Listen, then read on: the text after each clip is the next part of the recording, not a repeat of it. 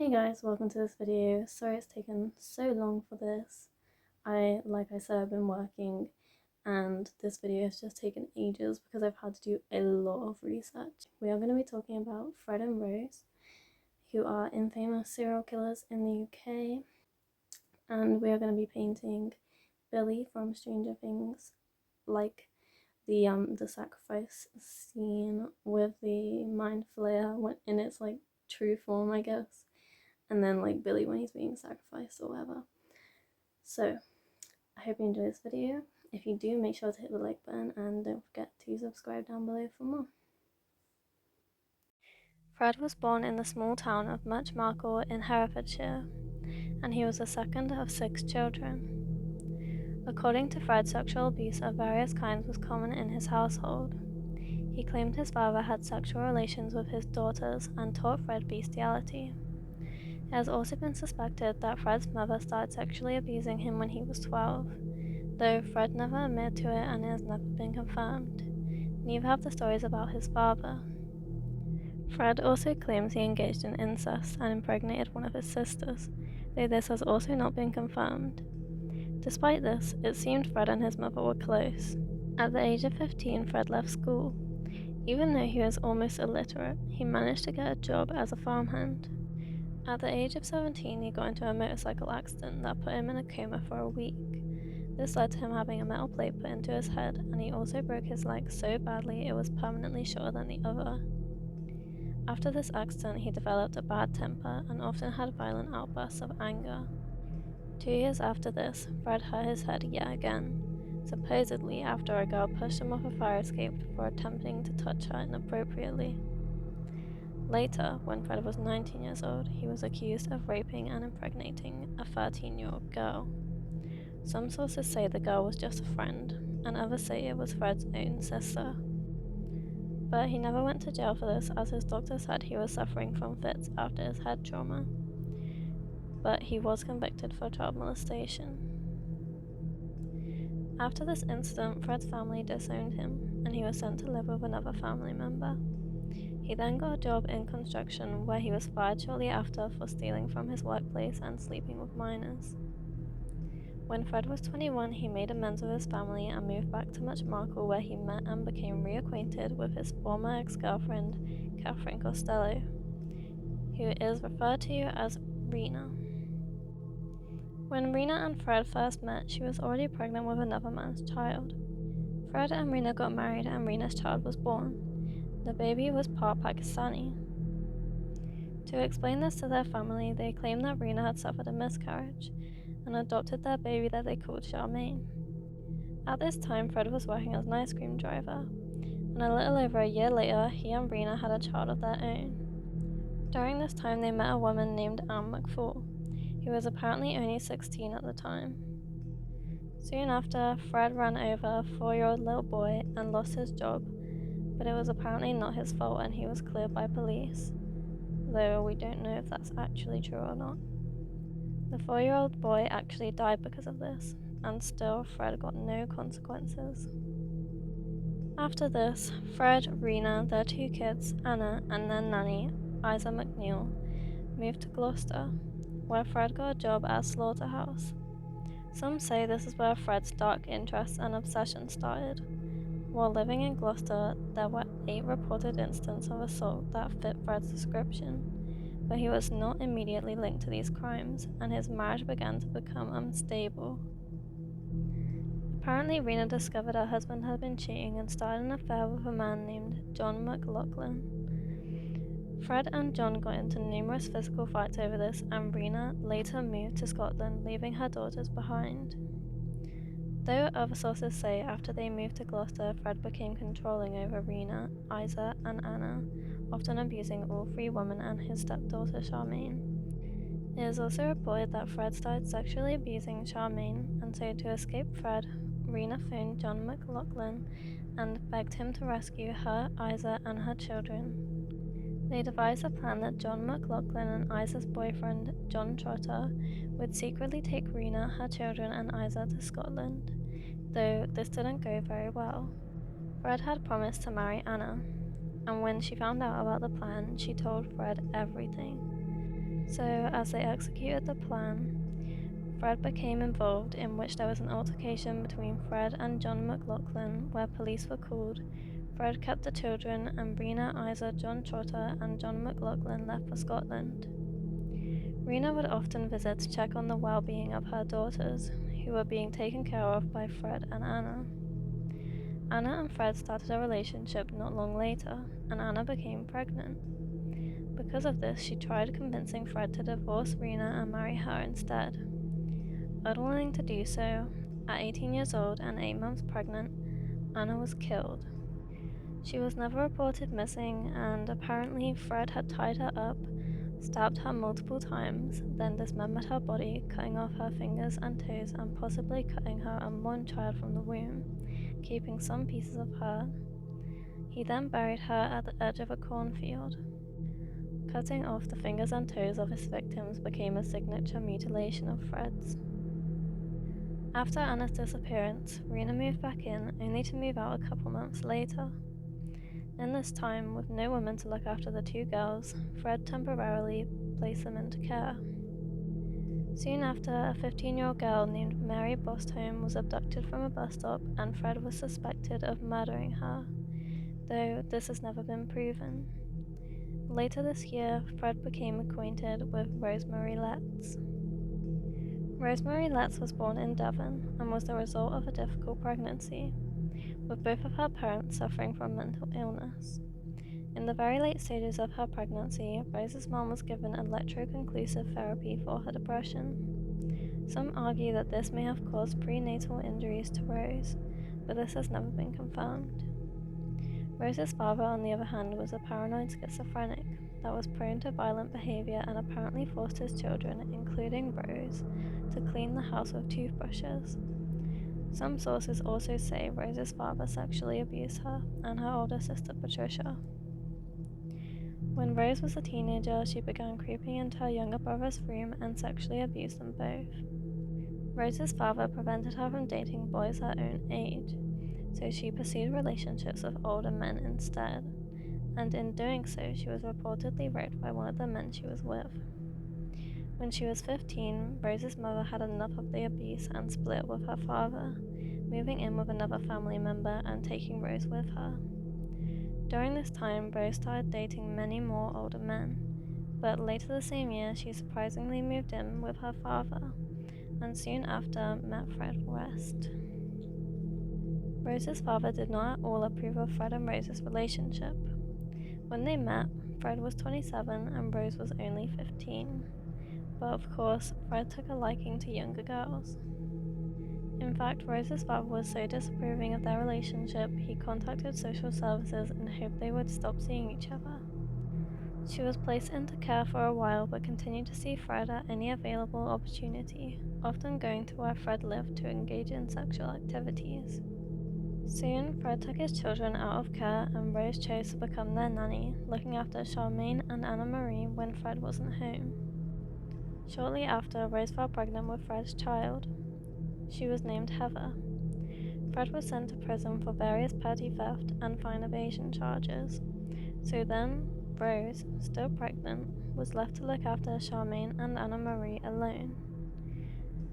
She soon gave birth to Heather and Fred was still in jail. At first, Rose treated her stepdaughters kindly and looked after them well, but at some point she started abusing them both physically and emotionally. It's thought that the pressure of caring for 3 children on her own while still a child herself is what triggered Rose's violent, verbal, and physical abuse towards the girls. But one day she snapped on Charmaine whilst Fred was still in prison and murdered her. Charmaine suddenly disappeared, and when anyone asked Rose, she told them her mother, Rena, had taken her to Scotland. In reality, Rose had murdered her and stowed her body in a coal cellar until Fred was released from prison.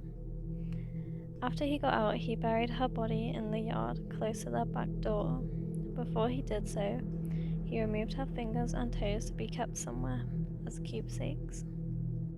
Fred's first wife, Rena, of course came to visit her daughters and supposedly confronted Fred about having custody of the children. Of course, Charmaine wasn't even there.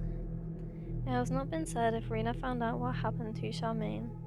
All we know is Rena went to visit and was never seen again. Rena was strangled, dismembered, and lastly, her fingers and toes were removed.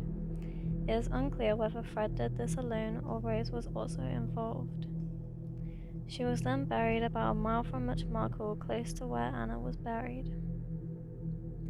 After this, Fred and Rose West were secretly married, though their relationship was not exclusive. In fact, Fred encouraged Rose to engage sexually with other men, and he himself engaged sexually with minors. Several months after they got married, Rose fell pregnant and gave birth to a second child, May. Since their family was growing, they moved to 25 Cromwell Street, a 3-story house. The cellar was turned into a torture chamber, and many of the rooms were rented out to people looking for a place to stay or to receive sexual services from Rose, who was working as a prostitute. Apparently, Fred would watch Rose engage in these sexual activities through peepholes they made in the house. Fred's daughter, Anna Marie, became one of the first occupants of their torture chamber, to which she was regularly subjected to brutal rape from Fred, assisted by Rose. Rose helped hold her down, and they both threatened her with beatings and other consequences if she said a word to anyone. The next victim to fall into their trap was 17-year-old Caroline Owens, who hitchhiked with them after visiting her boyfriend. Fred and Rose found out Caroline was looking for a job and offered her work part-time as a nanny for their children. She later moved in and shared a room with Anna Marie. In her time there, Fred and Rose would incessantly talk to Caroline about sex, and eventually Caroline unwillingly became a recipient of their sexual acts and returned back to her home. But of course she had not heard the end of the Wests, and they knew exactly where and when she would hitchhike from. So, with the plan to abduct the young girl, they lured Owens into their vehicle with an apology. Easily deceived by their kind words, she joined Rose in the back seat, and later, in on the drive, she was knocked unconscious, taken back to their house on Cromwell Street, and subjected to violent sexual assault. They were planning on murdering Caroline, but after Caroline stopped resisting their assaults, they felt they had control over her, and offered her to go back to being their nanny. Seeing this as an opportunity to escape, Owens agreed, and the same day began to carry out chores and duties to convince the Wests that she was not a liability, and she really did want to work for them. Later that day, she escaped. She returned home to her mother and eventually told her everything. They then reported the assaults to the police and charges were brought against them. Though, incredibly, despite Fred's criminal record, he was able to convince the magistrate's court that Caroline consented to the activities. Caroline was too traumatized over the events she survived to testify, and the Wests were only given fines. Reportedly, hearing this news, Caroline attempted suicide. During this time, their fourth child, Stephen, was born. Over the next 6 years, they killed at least 8 more young women after sexually abusing them. Not only random young women, but also their own 2 daughters, Heather and May. The first woman they killed in those 6 years was 19-year-old Lynda Gough. She would regularly visit Cromwell Street and eventually decided to move in. Her mother called to find out where she was, and she was told Lynda was not welcome after she hit one of their children. When Lynda's body was found, of course it was dismembered, and it is said that she was suspended from holes carved into wooden beams on the ceiling, to which Fred later admitted he devised for suspending his victims' bodies. She was then likely strangled or suffocated. The next victim was 15-year-old Carol Ann Cooper, and was abducted by the Wests on her way home from the cinema as she was waiting for the bus. Carol was suspended from the ceiling before she was abused and murdered by strangulation or suffocation. Her body was dismembered and buried in the cellar. The next victim was Lucy Catherine Partington. On her way home from university for Christmas, she was also abducted by the Wests from a bus stop. They held her captive over New Year, raped, tortured, and then killed her. It is not mentioned if her body was dismembered as well, but just that she was buried in the cellar, though we can assume she was dismembered from the pattern of the other murders.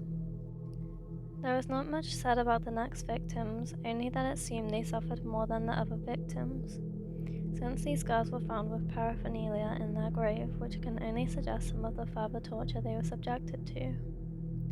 These victims were 21-year-old Therese Siegenthaler, 15-year-old Shirley Hubbard, 18-year-old Juanita Mott, Shirley Ann Robinson, who I believe was 18, and 16-year-old Alison Chambers. These murders were all committed between 1974 and 1979. Therese disappeared while hitchhiking to Ireland on her own. She of course never reached her destination and was later found buried in the cellar of the West's house. Shirley Hubbard was the youngest known victim who went missing whilst travelling home from work. She was soon reported missing to police, but no trace of her was found. Her remains were later found buried in the cellar of the West's house. Juanita vanished after she was believed to be travelling to Gloucester, where Fred and Rose lived. Her disappearance was not reported to the police, but her family did contact the Missing Persons Bureau and the media. Her remains were also found buried in the West cellar. It was after the murder of Juanita, Fred decided to concrete over the floor of the cellar. Shirley Ann Robinson lodged with the Wests and eventually became Fred's lover. She soon fell pregnant, and Rose West developed a deep resentment towards Shirley. She felt Shirley was a threat, and Rose wanted rid of her. She told Fred how she felt, and soon thereafter they murdered Shirley. Her body was extensively dismembered, though it is unclear whether the unborn baby was removed or not, as many sources say different things. But Shirley Robinson is said to have been found buried with her unborn child in the West's garden. Alison Chambers went to live in a children's home in Gloucester, to which she frequently visited the West's house. A couple months later, she disappeared right before she turned 17. She was reported to the Missing Persons Bureau and initially to the police as a runaway from care. Her remains were later found in the West's garden, and we can assume she, as all the other victims, was dismembered. While committing these murders, Fred would sexually abuse his daughter Anne-Marie West. She eventually became pregnant, but the pregnancy was terminated due to Anne's health. Then, in 1979, Anne-Marie ran away from home, and Fred turned his sexual attentions to his other two daughters, Heather and May. Fred would frequently touch both girls inappropriately to his own desire. The girls quickly learned to not fight, to avoid further abuse. Rose seemed to enjoy watching, often laughing at the girls' distress and displeasure. Then, between 1978 and 1983, Rose had several more children. It is unclear which of these were Fred's, but it follows after their son Stephen. Their daughter Louise was born in 1978, their son Barry was born in 1980, followed by Rosemary Jr. in 1982, and then finally Luciana in 1983. Then, in 1987, Heather tried resisting Fred's sexual abuse, and found the courage to tell a close friend about some of the physical abuse and rules in their household, despite knowing the consequences if Fred or Rose found out. Unfortunately, they did. Heather soon disappeared, and the West thought of a cover-up story as to why, telling her siblings, her school, and their friends that she ran away. Their story fell through, and people started to become suspicious. Fred and Rose changed the story as to what happened to Heather multiple times, which only increased people's suspicions. This eventually led to police inquiries on Heather's whereabouts. During this time, since Heather was now gone, Fred started to sexually abuse his 13-year-old daughter Louise. Rose knew and would even tell Louise it was her own fault. Following an anonymous call from a lady who informed the police about the sexual abuse going on in the West household, Detective Constable Hazel Savage led a search at 25 Cromwell Street in 1992 and found clear evidence of child abuse, but somehow Fred and Rose were once again charged not guilty. Eventually, a search warrant was issued to excavate the West garden in February 1994, after more inquiries to the police about the Wests. There were claims made anonymously that Heather was buried beneath the patio, from someone overhearing a joke that ran in the family about it. On the first day of the search, nothing was found. Fred and Rose tried holding their ground and denied these claims, but upon realizing there was no way out of the situation and that something was bound to be discovered sooner or later, Fred tried taking the fall for everything. The next day, when police returned to continue their search, Fred asked to be arrested for Heather's murder and told the officers he wanted to be taken to the station. Fred gave a full confession and was soon arrested, though this was only a confession about Heather, nothing else. Noticing that Fred had only mentioned a confession about Heather, he probably did this to cover up the rest of the murders he committed in hopes of a lesser sentence, also not indicating Rose so that if or when he eventually got out, they could continue their disturbing activities elsewhere. Fred admitted to police he killed his daughter Heather, but in an act of manslaughter. He told police he strangled Heather in a fit of rage, dismembered her body, temporarily stored it in a dustbin, until finally burying it in the garden. He said to investigators that Rose was with a client at the time and even offered to show them where her body was buried because they were looking in the wrong area, which I believe he did so investigators wouldn't find any of the other bodies. The following day, police began excavating the area Fred shown to them. They found Heather's remains, but in another area of the West garden, police discovered another thigh bone. Heather's fingernails were also discovered in a pile, suggesting they were torn as a means of torture, which does not at all propose manslaughter.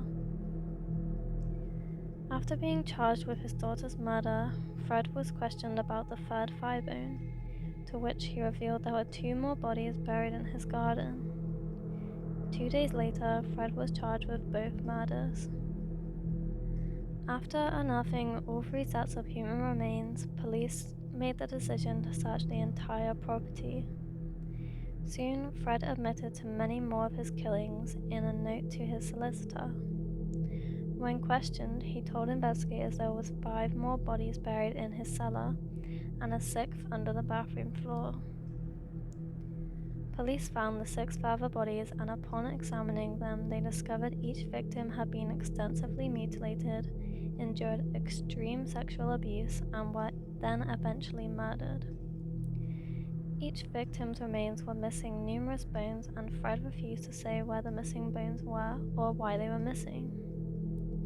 Despite Fred insisting Rose was not involved and had no idea about any of the murders that took place, investigators did not believe him.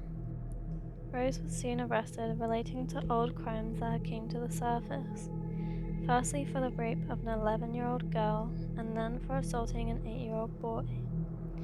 She was refused bail and then taken to Pucklechurch Prison, then held in the maximum security wing. She was questioned about the murders and charged with the murder of Lynda Gough. A couple weeks later, Fred and Rose were jointly charged with 5 counts of murder, to which Rose responded, quote, "I'm innocent." This is something she continued to claim through each of the 46 interviews Rose had with investigators. Finally, after Fred admitted to the murders of the victims whose remains were found at his house, he then admitted to the murders of his first wife and stepdaughter. He also stated that he knew where Anne McFall's remains were, but insisted he did not kill her. All remains were unearthed and Fred was transferred to HM Prison Birmingham.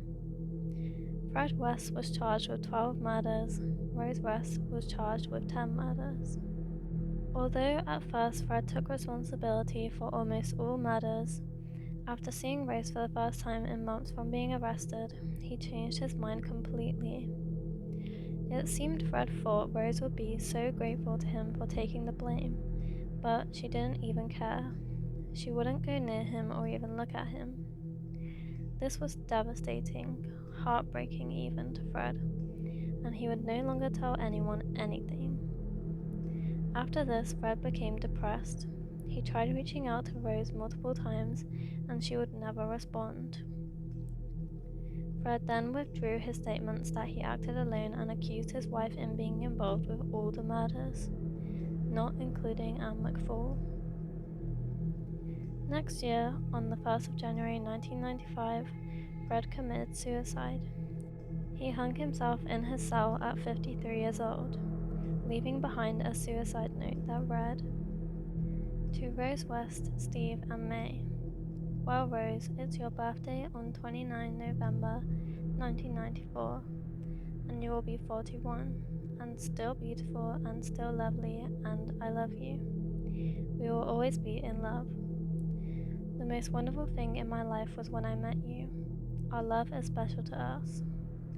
So, love, keep your promises to me. You know what they are. Where we are put together forever and ever is up to you. We loved Heather, both of us. I would love Charmaine to be with Heather and Rena. You will always be Mrs. West, all over the world. That is important to me and to you. I haven't got you a present, but all I have is my life. I will give it to you, my darling. When you are ready, come to me. I will be waiting for you." Underneath the note was a drawing of a gravestone with the words written inside, quote, "In loving memory, Fred West, Rose West. Rest in peace where no shadow falls. In perfect peace he waits for Rose, his wife." Fred West was cremated, and despite no forensic evidence against Rose, and with Fred no longer alive, Rose still faced a murder trial alone and was convicted of all 10 murder charges. She was sentenced to life in prison and is still serving her sentence now. According to nationalworld.com, they said in August 2022 that she is now being held at HMP New Hall in West Yorkshire, and she has dementia and is now 68 years old. The West's house, 25 Cromwell Street, aka the House of Horrors, was knocked down in 1996 and replaced with a footpath and garden. There are 12 known victims of Fred and Rose, but many believe without a doubt there are much more victims whose bodies were never found. Often Fred and Rose would both rape clients/customers and let them go, but it is likely that many of them did not escape at all and are yet to be found. Fred even gave cryptic hints he had murdered other girls but would not divulge any further information. No further bodies have been linked to Fred and Rose. In 2021, when Rose was diagnosed with dementia, it is said there was hope for Rose to reveal more information, but it seems nothing has been revealed. To conclude, Fred and Rose were both cowards. Fred took his life to avoid the consequences of his actions, and Rose still to this day claims her innocence and will not take responsibility for her crimes.